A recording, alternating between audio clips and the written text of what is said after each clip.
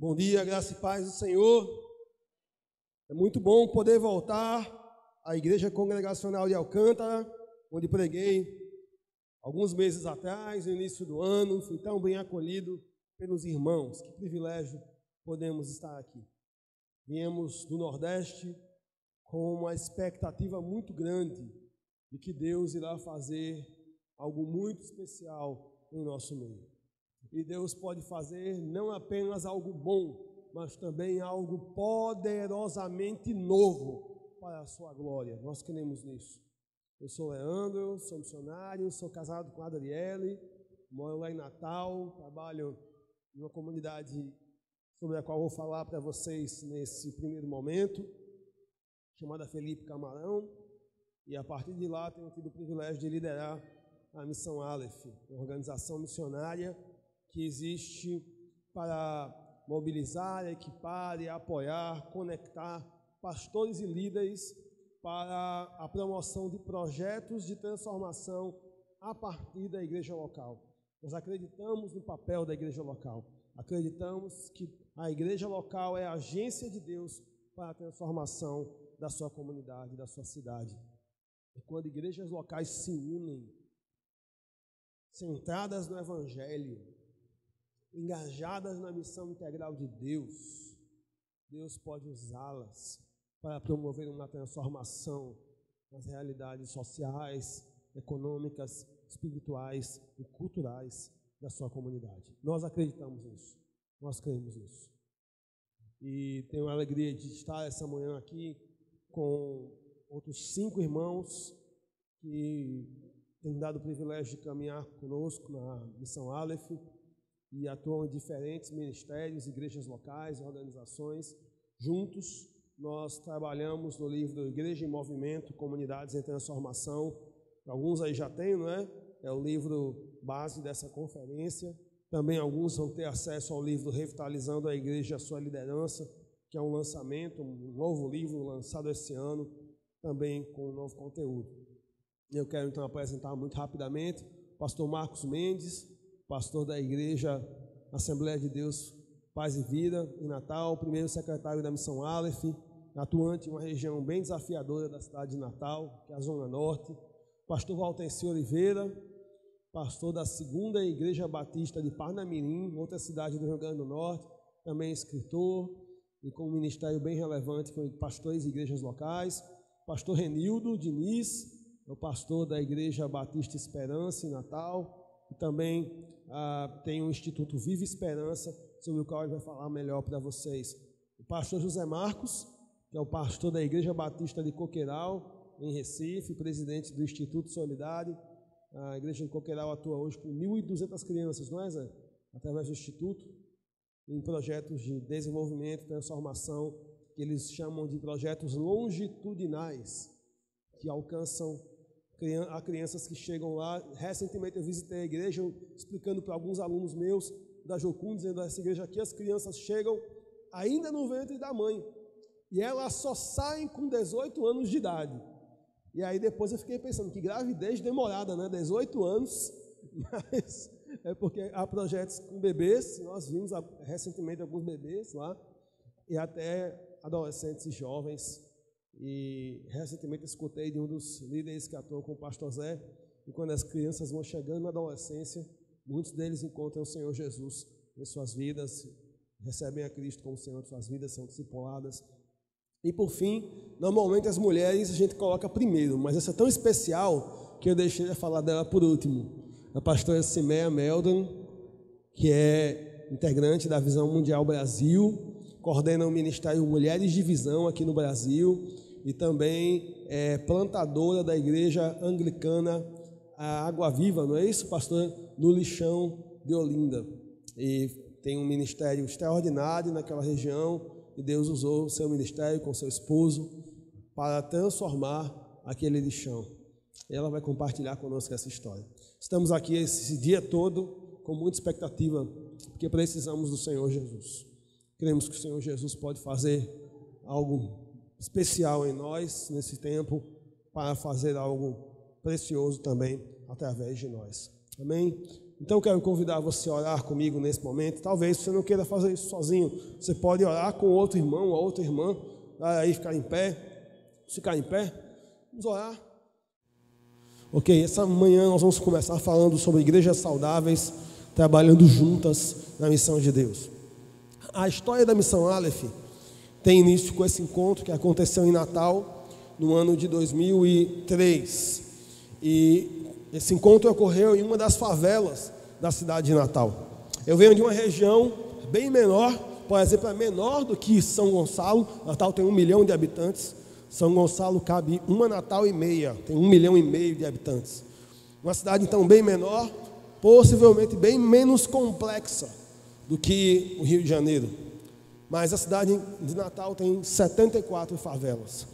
E ao contrário daqui, em que as favelas estão em lugares elevados e por isso estão à vista de quase de todos, as favelas de Natal estão escondidas, a maioria em baixadas, em comunidades distantes, entre morros, no entorno de linhas férreas, no entorno de lugares mais distantes dos centros da cidade. Mas é uma favela em Natal que está sobre um morro, como as daqui. O nome dela é Mãe Luísa. E ali no ano de 2003, nós estávamos naquela comunidade, no bairro de Mãe Luísa, favela de Mãe Luísa, em cima do morro, refletindo por 2 dias sobre o tema modos de enfrentamento à pobreza, Natal em foco. E a grande pergunta que nós fazíamos naquele encontro era se a igreja evangélica na cidade quer enfrentar a pobreza, quer ser uma igreja que é relevante, que é transformadora, que é compassiva, que é viva em meio aos lugares mais necessitados, por onde ela deve começar. E nós não ouvimos pastores e pregadores ou missiólogos somente. Naquele encontro, Deus nos deu o privilégio de ouvir sociólogos, geógrafos, urbanistas, trabalhadores sociais, e eles abriram um mapa da cidade e eles apontaram todos, unanimemente, para uma região da cidade que concentrava todos os piores indicadores sociais. Era a região onde mais jovens eram mortos por arma de fogo. Era a região em que mais crianças eram abusadas sexualmente. Era a região em que havia o pior índice, por exemplo, de violência doméstica praticada contra a mulher pelo seu parceiro íntimo. Era uma região que tinha um grande número de analfabetos. Cerca de 29% da população de adultos acima de 25 anos eram analfabetos. Isso é quase 1/3 do bairro. A renda média do bairro era de 1/3 da renda média do restante da cidade. Então, se a renda média da cidade era R$900, a renda média do bairro era 300. Um bairro com 8 favelas, 18 comunidades, das quais 8 são favelas, muita violência. Na época, e talvez ainda hoje, o símbolo da violência na cidade. Toda cidade tem um bairro assim. Toda cidade tem um bairro que, quando você pensa em violência, você pensa naquele bairro. Não sei qual é esse bairro na sua cidade, mas na minha cidade, 15 anos atrás, esse bairro se chamava Felipe Camarão. Essa é a comunidade. Todos eles apontaram para a existência dessa região, que era o maior desafio urbano da cidade. Porém, outro dado nos chamou a atenção. Esse é o mapa de Felipe Camarão.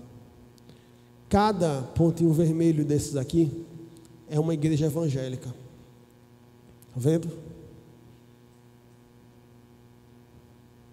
Um bairro de uns 70 mil habitantes. Hoje tem cerca de 130 igrejas. Na época eram cerca de 42, depois fizemos uma pesquisa e encontramos mais 17, 59 na época. Em 2005 eram 59, se eu não me engano. Hoje são 130. Esse é o mapa da violência em Natal. Você não consegue ver, mas Felipe Camarão está aqui, ó. O mapa da violência vai do rosa choque ao vermelho sangue. Felipe Camarão está aqui em vermelho sangue. E na época era o bairro mais violento da cidade, mais empobrecido, com maiores desafios. Isso gerou uma pergunta inquietadora. E talvez você também se fez já essa pergunta. Por que existem tantas igrejas evangélicas, mas essa realidade não é transformada? Quantos já se fizeram essa pergunta? Porque, apesar do crescimento numérico da igreja, apesar de mais e mais igrejas nascerem dia após dia, apesar de mais e mais pessoas afirmarem estar tendo um encontro pessoal e transformador com o Senhor Jesus, isso não se reflete em um encontro público e transformador com o mundo. Isso não se reflete na diminuição dos índices de violência doméstica. Isso não se reflete na diminuição dos índices de abuso sexual de crianças. Aliás, porque os conselhos tutelares estão abarrotados de casos de crianças abusadas sexualmente dentro de lares evangélicos. Me lembro bem de um pastor comentando conosco de uma oficina que uma outra organização parceira, Diaconia, fez em Felipe Camarão, vários anos atrás, no começo da Aleph, sobre violência doméstica, em uma tarde, em uma igreja, e o pastor com a mão na cabeça, desesperado, porque na oficina ele descobriu que quase todas as irmãs da igreja sofriam violência doméstica. Inclusive, a líder da reunião de oração, que o marido trancava no banheiro, levava a chave no bolso e só soltava ela quando ele chegava do trabalho. Por que mais e mais pessoas afirmam estar tendo um encontro pessoal com Cristo, mas isso não se traduz na diminuição da vulnerabilidade social dos jovens, na melhoria da realidade das famílias, não se traduz em escolas melhores, não se traduz em redução da violência? Por quê? A igreja cresce numericamente, mas essa realidade não é transformada. Aliás, na época de 70, a Baixada Fluminense já era a região do Brasil com maior número de igrejas. Na época de 70. Talvez, se essa pergunta tivesse sido feita na época de 70, na Baixada Fluminense, a realidade de lá hoje fosse bem diferente. Porque a igreja cresce, mas essa realidade não é transformada. Duas foram as respostas que nós encontramos, dentre tantas outras, igualmente inquietantes. Primeiro, falta de unidade. Mas não unidade como fazer um evento, como fazer uma marcha, como fazer uma festa. Que nós pensamos que ao fazermos uma marcha para Jesus, ao fazermos uma conferência, ao fazermos um culto na cidade, em que nós estamos todos juntos, e aí nós oramos, e nós cantamos, e nos abraçamos, pensamos que isso é unidade, mas não é. Porque quando é que a gente vai se encontrar depois disso? Quando? Se é só na próxima marcha, se é só no próximo evento, isso não é unidade. Porque a unidade da igreja não é um evento. Evento passa. Unidade é um processo. É caminhar juntos por um longo período de tempo, olhando todos na mesma direção. É uma longa, como diziam os profetas hebreus, é uma longa caminhada na mesma direção. Unidade é um esforço de colaboração de longo prazo.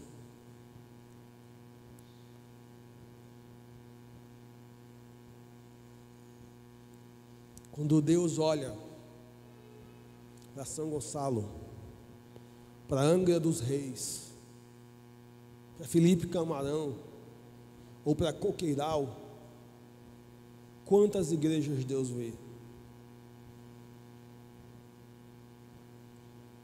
Nós costumamos responder essa pergunta andando pelas ruas, contando o número de igrejas, mas a grande verdade, meus irmãos, é que Deus só vê uma igreja.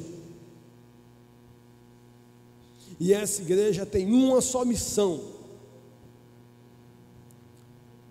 a tarefa de alcançar e transformar um bairro ou cidade no poder do Evangelho não é de uma única igreja local, é do corpo local de Cristo.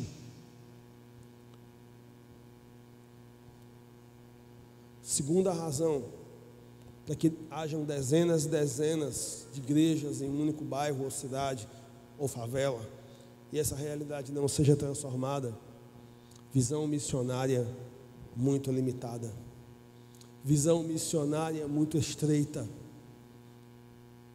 que transforma a igreja em um galpão de almas esperando a volta de Jesus,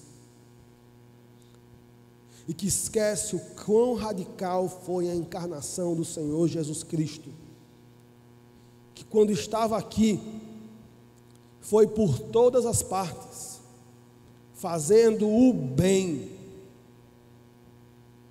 pregando, ensinando, curando. E a palavra grega usada para se referir no original às curas de Jesus é a palavra diaconia, que tem a ver com o serviço. Nós costumamos olhar o aspecto milagroso das curas feitas pelo Senhor Jesus, e de fato são milagrosas, porém há um aspecto nas curas feitas pelo Senhor Jesus que tem a ver com o serviço, tem a ver com o atendimento a necessidades físicas e sociais. Porque quando o Senhor Jesus cura um leproso, aquele homem não podia entrar na cidade, ele era obrigado a viver fora da cidade. Ele não podia ter contato com a sua família, ele não podia entrar no templo, ele não podia exercer a sua cidadania. Mas quando o Senhor Jesus entra na história desse homem, intervém na história desse homem e o cura, sim, ele está tratando de uma necessidade física, mas ele também está promovendo a dignidade daquele homem, porque agora ele pode voltar para casa, ele pode beijar a sua esposa, ele pode abraçar os seus filhos, ele pode entrar no templo. Aliás, qual é a primeira coisa que o paralítico, curado pelo Senhor Jesus, através de Pedro e João em Atos 3, faz quando é curado? Qual é a primeira coisa que ele faz? Ele entra no templo, porque ele não podia fazer isso. Então as curas do Senhor Jesus têm a ver com um Deus que entra na história de pessoas e intervém diante de necessidades físicas, diante de necessidades sociais. Um Deus que, quando os discípulos olham para uma imensa multidão repleta de fome, de necessidades sociais, a tentação que os discípulos têm talvez é a mesma tentação que temos ao olhar para favelas enormes e complexas em nosso redor. Dizem para o Senhor Jesus: despede esse povo. E Jesus responde para eles: não. Jesus não nos dá a opção de negligenciar as necessidades sociais daqueles a quem ministramos. E ele então diz: vai e dai-lhes vós mesmos de comer. Eu tenho a impressão de que, se nós orássemos ao Senhor, tentando nos eximir da nossa responsabilidade para com as imensas comunidades em nosso redor e as imensas necessidades de nossas cidades, nós ouviríamos do Senhor a mesma resposta: vai e dai-lhes vós mesmos de comer. Ou seja, vai e faça algo. E à medida que eles vão e fazem algo, eles encontram um recurso na comunidade, 5 pães e 2 peixinhos, colocam esse recurso nas mãos de Jesus, e aí então o milagre acontece.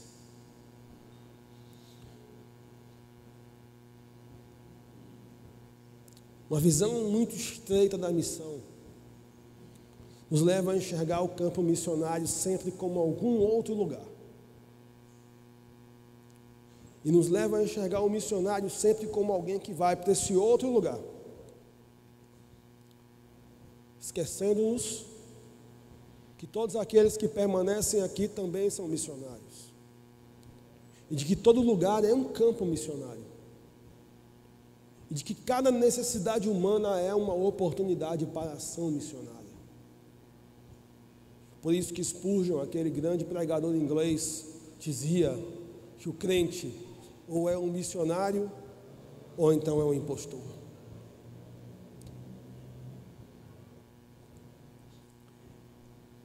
E o mais, quando nós enxergamos o ser humano como uma alma, nós achamos que podemos ministrar apenas espiritualmente e negligenciar as suas demais necessidades sociais, econômicas, emocionais. Mas o Senhor também não nos dá essa opção, porque o ser humano não é uma alma somente. O ser humano é um ser integral, é um ser completo. Deus ama a pessoa toda, Deus criou a pessoa toda. Não existe crente Gasparzinho. E também não existe crente caça-fantasmas. Quando nós fazemos o apelo, dizemos: quem essa noite gostaria de receber a Jesus Cristo como seu Senhor e Salvador? Aí levanta a mão aquela alma, e vem à frente aquela alma fantasmagórica. É isso que vem à frente? Quem é que se encontra com Jesus e recebe a Jesus como seu Senhor? Uma pessoa. E se ela mora em cima do morro, ela continua morando em cima do morro. Se ela passa fome, ela continua passando fome. Se ela sofre abuso sexual, se ela sofre violência doméstica, ele continua tendo esses desafios. E a Bíblia não nos dá a opção de negligenciar as necessidades físicas e sociais daqueles a quem ministramos. Corpo sem alma é cadáver, e alma sem corpo é fantasma. Eu não sei você, mas eu não trabalho nem com cadáver e nem com fantasma, trabalho com gente.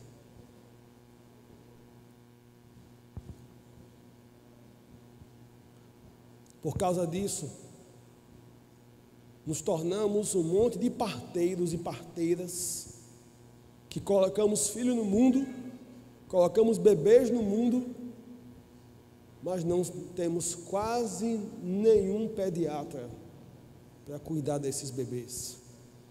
E por isso temos muitas vezes uma igreja que tem quilômetros de extensão, mas muito rasa, cuja profundidade não molha nem o peito do pé. Superficialidade de discipulado, superficialidade de visão missionária.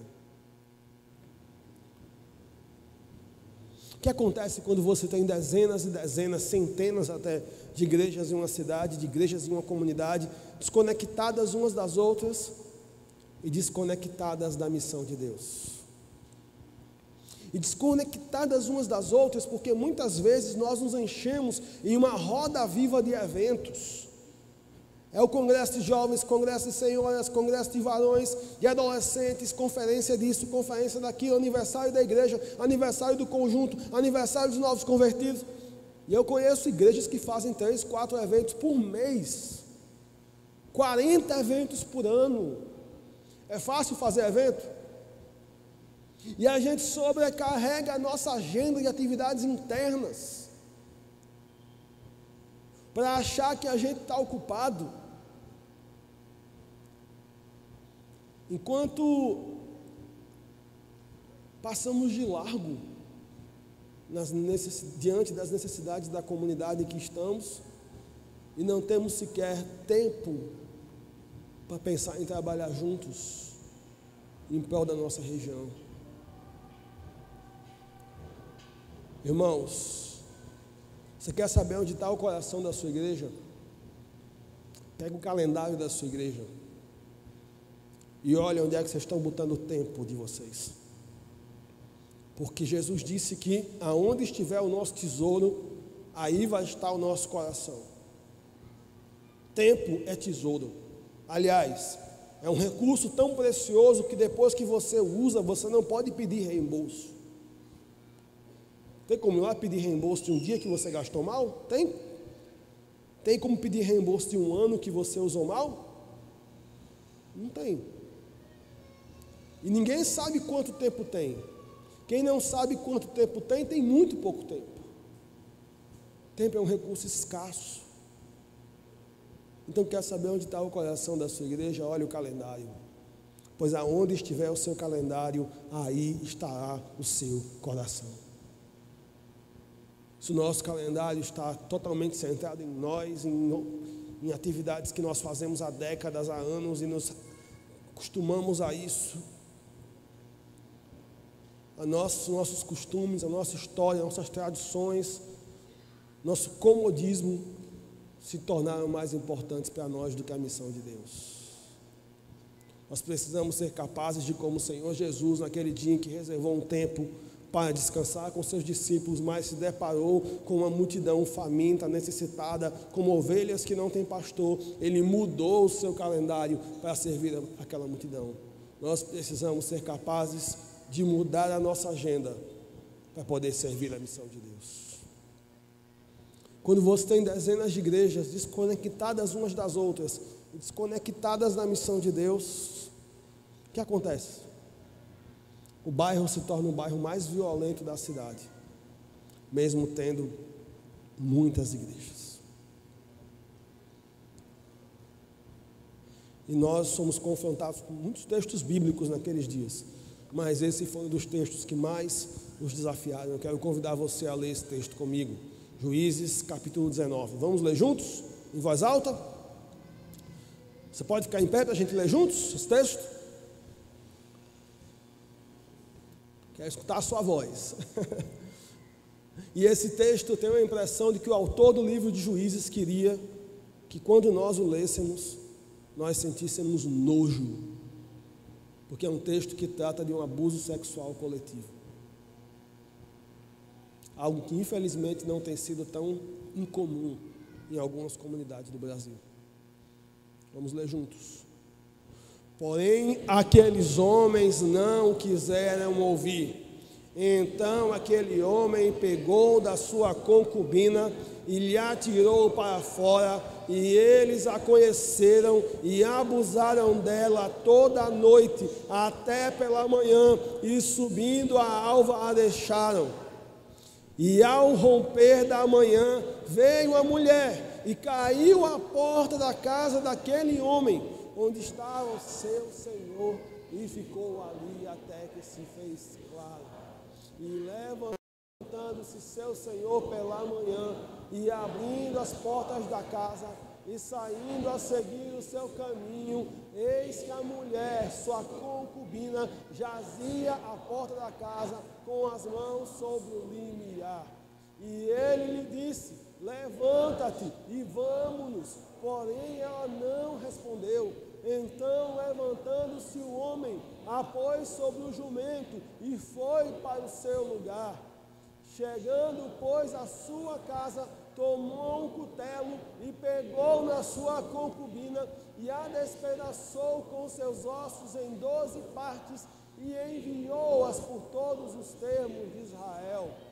E sucedeu que cada um que via aquilo dizia: nunca tal se fez, nem se viu desde o dia em que os filhos de Israel subiram da terra do Egito até ao dia de hoje. Ponderai isto, considerai e falai. Quantos já leram o livro de Juízes aqui inteiro? Aqueles que leram o livro de Juízes sabem que as tribos de Israel se encontravam profundamente fragmentadas, divididas. Quando aquele homem parte o corpo daquela mulher e envia um pedaço para cada uma das tribos, veja o que acontece. Vamos ler juntos. Então todos os filhos de Israel saíram, e a congregação se ajuntou perante o Senhor em Mispa, como se fora um só homem, desde Dan até Berseba, como também a terra de Gileade. Ah, meus irmãos, podem sentar, como eu quero escutar isso a respeito das igrejas aqui de Alcântara, de São Gonçalo, de Angra dos Reis. Então todos os filhos de Deus saíram, e a congregação se ajuntou perante o Senhor, porque se estamos divididos, o estamos perante o Senhor, e se estamos unidos, o estamos também perante o Senhor. E quando eles o fazem, eles conseguem cobrir então uma grande extensão geográfica. Mas ao lermos esse texto, a pergunta que nós nos fizemos foi essa: o que a gente está esperando para caminhar em unidade? Você pode perguntar para o seu irmão: o que a gente está esperando? A gente está esperando o quê? Que um jovem seja assassinado e um pedaço enviado para cada uma das nossas igrejas, para que a gente entenda que isso está acontecendo agora, que é uma guerra civil lá fora, matando nossos jovens negros. 90% dos jovens que morrem na minha cidade são negros, da periferia, solteiros e de péssima situação escolar, e uma grande parte deles tem até 24 anos. Números do Observatório da Violência do nosso estado. Esses dados não são tão diferentes dos dados das comunidades do Rio de Janeiro. A cada 15 segundos uma criança é abusada sexualmente em algum lugar. Um mal que marca profundamente a vida de um ser humano. Nessa semana, na última segunda-feira, uma jovem, 29 anos, seminarista, com 2 bebês, 2 filhos pequenos, foi morta pelo seu antigo parceiro íntimo. Algo que tem se tornado conhecido como feminicídio, uma cultura de violência e morte que tem se espalhado no nosso país. O que a gente está esperando para reagir a isso? Será que vai ser preciso que um jovem morto na periferia seja cortado em pedaços e um pedaço enviado para cada uma das nossas igrejas? Nós encontramos essa pesquisa na Bolívia, feita pelo Dr. Bob Moft. Eu a mostrei para os pastores da Bolívia em 2017, e eles disseram que faz sentido, então eu posso mostrar para vocês também. A Bolívia é uma região muito rica em recursos naturais, porém muito empobrecida. Por sinal que requer nossas orações, está vivendo um momento muito difícil. Mas o problema central que identificaram na Bolívia foi a falta de conhecimento do papel da igreja na sociedade. Isso acontece porque a igreja tem uma visão muito limitada sobre o reino de Deus. Como consequência disso, a igreja não discipula seus membros e nem a sua comunidade. Como consequência disso, há pouca expansão do reino de Deus na comunidade. Como consequência disso, há baixo nível de desenvolvimento humano na comunidade. Como consequência disso, há pobreza física, espiritual, social, intelectual. O que nós costumamos olhar? A gente costuma olhar isso aqui, né? Sim ou não? A gente passa de carro e vê, né? As favelas, as comunidades, escuta as notícias, se depara com as situações. A gente costuma ver isso aqui e isso aqui.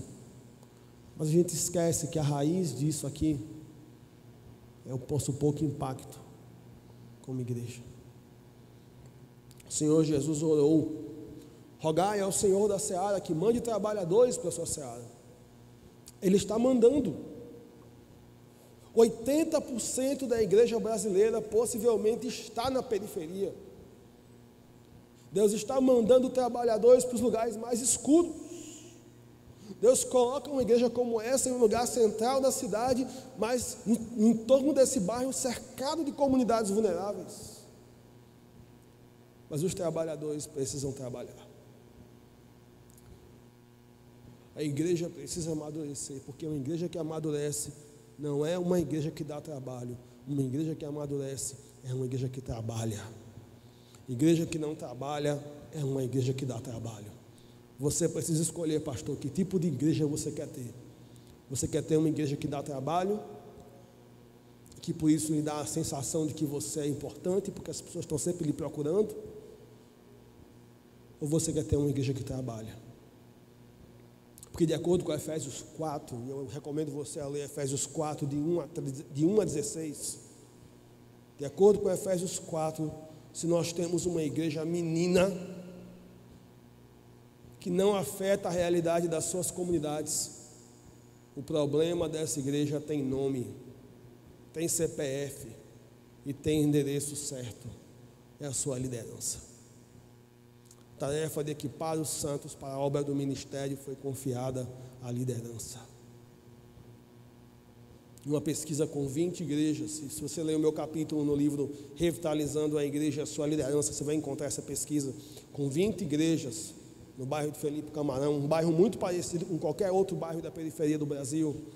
Um dos principais problemas que nós encontramos para o pouco impacto da igreja foi uma liderança centralizadora e personalista, que quer que tudo gire em torno dela mesma. Líderes existem para se tornar desnecessários, para equipar o povo, mobilizar o povo. Nosso sonho precisa ser uma igreja toda fora dos bancos. TBC, como dizem os irmãos da Cidade Viva, uma igreja TBC, tira a bunda da cadeira. Uma igreja toda na missão de Deus. E nós percebemos em Felipe Camarão que para impactar nossas comunidades, nós precisávamos de alguns fatores. Primeiro, precisávamos de cuidado mútuo e unidade. Porque é muito sério quando eu posso chamar todo mundo aqui de irmão, mas eu não posso chamar ninguém aqui de amigo. É muito sério quando a igreja do lado se torna competidora ao invés de ser parceira. É muito sério quando o pastor do lado se torna competidor ao invés de se tornar companheiro de jugo. Precisamos construir um ambiente em que nós somos amigos e parceiros na missão de Deus. Segundo, precisamos crescer como líderes, para liderar melhor, de modo mais excelente. Só equipa o povo para a obra do ministério uma liderança excelente e uma liderança servidora. Porque tem pastores, irmãos, que quando pregavam antigamente o povo dormia, e agora quando esses pastores pregam, o povo ronca. Há pastores que antigamente quando convocavam uma reunião, todo mundo ia feliz, aí a reunião não dava em nada. Aí tem coisa pior do que participar de uma reunião que não dá em nada, que não tem encaminhamento nenhum, que ninguém nem lembra o que discutiu, foi uma confusão. Tem coisa pior do que isso? Aí na próxima reunião que ele marca, quantos vão? Menos pessoas. Depois, menos ainda. No final ficam só uns 3 ou 4 resistentes, perseverantes. Aí você vai pregar nessa igreja, eu escutei muito isso, irmãos. Missionário, aqui o povo é difícil. Já tentei fazer tanta coisa. Missionário, a coisa aqui é complicada. Mas sabe o que eu tenho percebido ao longo dos anos? É que o problema quase nunca está com o povo, o problema quase sempre está com a gente. A igreja da China prosperou imensamente no interior da China. Mas quando eles foram para as cidades da China, as mesmas estratégias que Deus abençoou no interior da China não funcionaram nas cidades. Eles tinham 2 caminhos. Um caminho seria dizer: terreno aqui é difícil, irmão. Aqui é complicado. Essa é uma possibilidade. Outra possibilidade seria dizer: nós precisamos reaprender. Nós precisamos entender esse contexto. Nós precisamos aprender a trabalhar nesse contexto. Esse contexto é diferente. O problema não é o contexto, o problema somos nós que precisamos aprender e crescer. Graças a Deus os pastores chineses escolheram a segunda opção. E eles procuraram ajuda e aprenderam a trabalhar nas cidades. E hoje a igreja da China está crescendo como nunca na sua história. e dentro de algum tempo se tornará a maior igreja do mundo. Mas se os líderes chineses tivessem ficado reclamando, talvez nada teria acontecido. Nós é que precisamos crescer. Os únicos 2 homens da Bíblia que não precisavam mais crescer, passou uma carruagem de fogo e levou eles embora. Elias e Enoque, né? A carruagem de fogo já passou na sua casa? Irmão, hoje de manhã quando você saiu, minha irmã, tem uma carruagem de fogo esperando você? Se não passou, eu desconfio que é porque a gente tem alguma coisa para aprender. Desconfio. Nós podemos aprender juntos. Terceiro, precisamos de igrejas revitalizadas. Eu estava em uma região muito empobrecida, próxima de morros, escura, perto de uma comunidade chamada Comunidade do Fio, que tem esse nome porque fica embaixo dos fios de alta tensão. E ali encontramos uma igreja muito bem centralizada naquela região, com imenso potencial. Eu lembro de pensar, poxa, que impacto enorme essa igreja poderia causar. E nós chegamos ali com cartazes em mãos, convidar para o primeiro congresso Aleph, 7 anos atrás.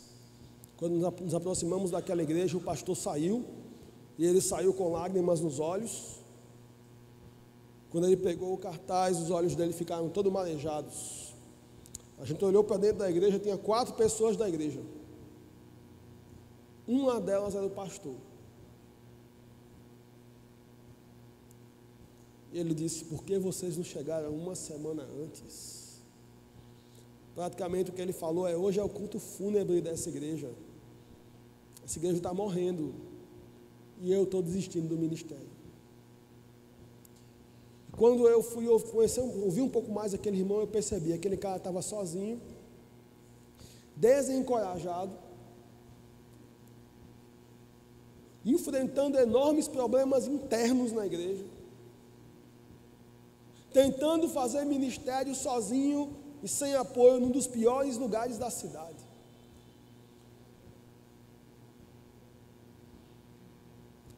Eu passo constantemente por aquela rua. Talvez ninguém além de mim se lembre que um dia houve uma igreja naquele lugar. Tudo que existe hoje é um prédio para alugar. Fizemos uma pesquisa no nosso bairro, na verdade, pesquisadores da universidade fizeram para nós. Durante 10 anos, 80 igrejas foram plantadas naquela região periférica. 38 morreram ou se mudaram. Isso indica que o número de igrejas que nascem nas favelas e periferias talvez é quase o mesmo daqueles que morrem, ou que se mudam porque não dão conta do contexto, dos desafios, da realidade, procuram um lugar mais fácil, mais central, ali na rua, no asfalto. Se essa tendência continua por 10 anos, por 20 anos, talvez nós vamos ver uma curva descendente, uma curva de queda, não só do impacto, mas do número de igrejas nos lugares mais vulneráveis. Portanto, nós precisamos plantar igrejas, e aqui no Rio há um movimento muito legal de plantação de igrejas, mas nós precisamos revitalizar igrejas, e especialmente aquelas que estão nos lugares mais escuros e necessitados. E meu irmão, se a sua igreja está bem, louvado seja Deus por isso, mas sempre há uma área que precisa ser revitalizada. E a necessidade de revitalização começa quando você pensa que não tem nada para melhorar. Quarto e último, precisamos de engajamento na missão integral de Deus. A missão abrangente de Deus. A agenda de Deus para a nossa comunidade envolve pregação do Evangelho, pregação expositiva, grupos pequenos, discipulado, escola dominical, ensino de qualidade, mas envolve balé, projetos educacionais, projetos culturais, ação direta com a comunidade, testemunho, promoção da justiça, enfrentando, por exemplo, o abuso sexual de crianças, enfrentando, por exemplo, a violência doméstica. Uma igreja que pratica Provérbios 31, 8 e 9, que fala em favor dos que não podem se defender. Uma igreja que busca entender o seu contexto, entender a sua comunidade e desenvolver uma estratégia de ministério que responde à sua realidade. Que ao invés de olhar o que aquela igreja grande de Belo Horizonte está fazendo, pergunta para Deus: Deus, o que o Senhor quer que eu faça aqui, na Rocinha, em Alcântara, em Angra, em Cabo Frio, no Morro da Providência, no Jardim Gramacho. O que queres que nós façamos? Robert Lincoln, falávamos sobre ele ali há algum tempo atrás, famoso pesquisador de missões urbanas, dizia que um obreiro urbano deve gastar metade do seu tempo andando pela comunidade e orando a Deus, dizendo: Deus, me leve onde eu não fui ainda, Deus, me mostre o que eu não fui ainda, o que eu não vi ainda.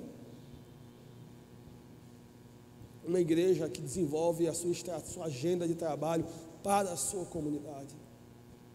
Uma igreja que não está sonhando em se mudar para outro lugar, que não está sonhando em ser outra igreja que tem outro lugar igual, que está sonhando em ser aquela igreja, e ser uma igreja para o Jardim Gramacho, e ser uma igreja para Alcântara, e ser uma igreja para Angra, e ser uma igreja para o seu bairro, para a sua comunidade, e responder.